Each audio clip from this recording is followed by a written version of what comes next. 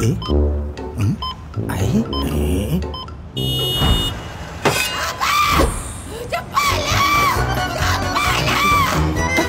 Kaki. Sorry. Tadi abang dah nak bayar. Tapi lepas tu... Dah nak tahu. Dia dah nak keluar dari tu tak?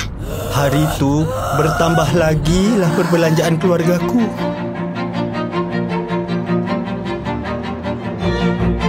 Cuma yang aku fikir waktu tu, saya nak semuanya selamat.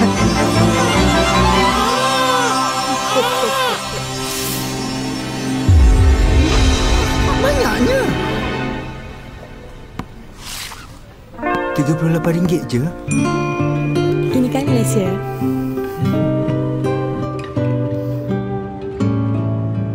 Tak apa, saya bayarkan.